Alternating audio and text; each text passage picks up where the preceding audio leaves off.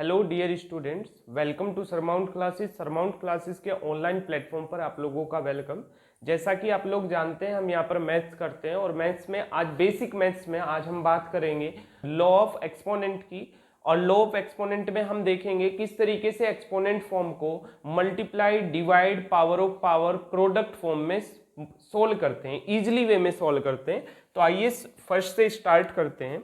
First में लिखा है, देखो पावर ऑफ पावर लिखा हुआ है। फर्स्ट में लिखा हुआ है ए की पावर एक्स और ए की पावर वाई।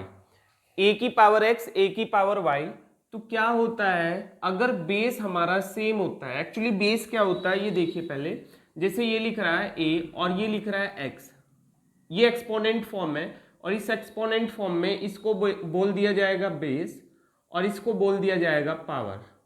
ठीक है, तो अगर बेस आपका सेम होता है, यदि बेस सेम होता है, जैसे यहाँ पर सेम बेस है, सेम बेस होने पर और इनटू में होता है वो बेस, सेम बेस और इनटू में होता है तो पावर क्या हो जाती है, ऐड हो जाती है।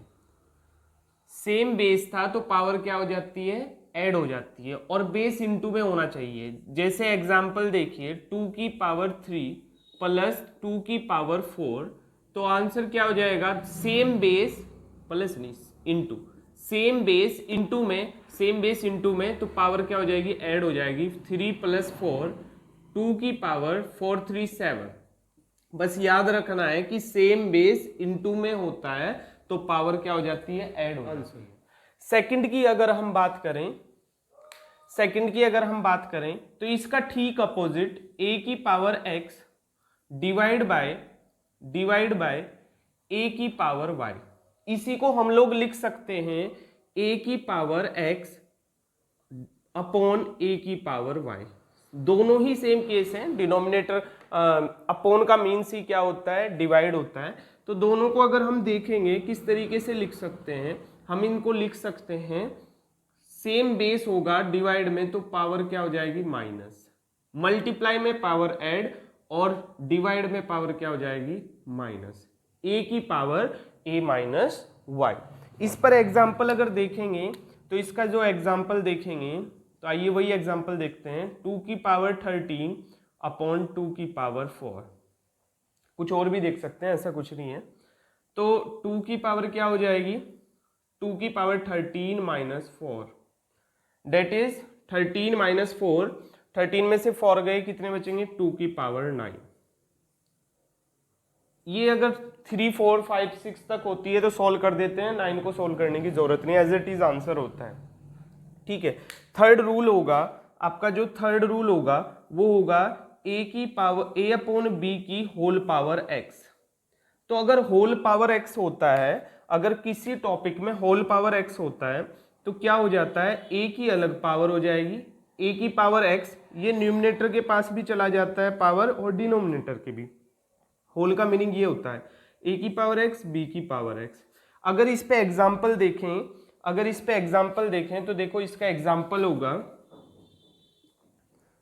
2/3 की होल पावर 2।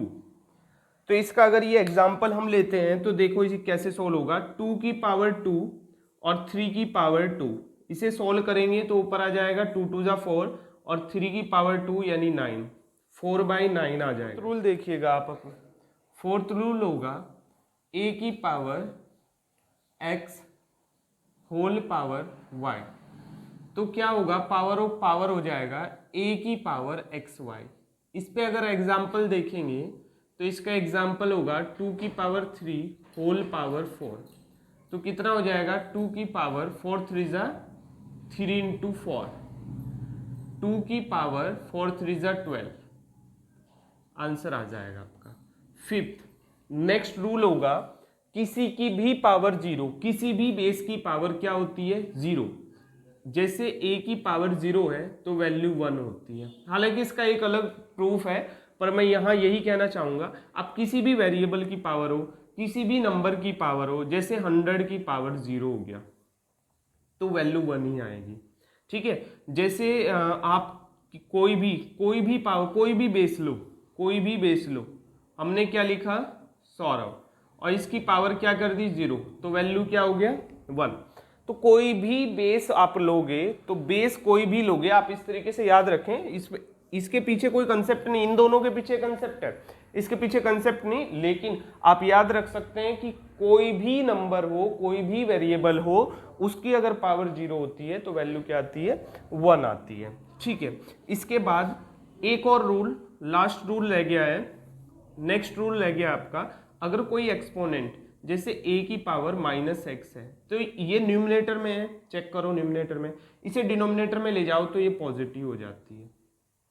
ठीक है, तो जैसे आपको जैसे कोई एग्जांपल ले लेते हैं 2 की पावर -3, इसको सही करके लिखना है तो क्या लिख सकते हैं 2 की पावर 3 और डेट इज 1/2 इंटू 2 इंटू 2 और कितना हो जाएगा 2 2 जा 4 2 जा 8, 1/8 हो जाएगा। होप सो आप लोगों को समझ आया होगा, और अगर कहीं कोई प्रॉब्लम है तो आप लोग पूछ सकते हो, जहां भी कोई प्रॉब्लम है आप कमेंट सेक्शन में बता सकते हो। Thank you.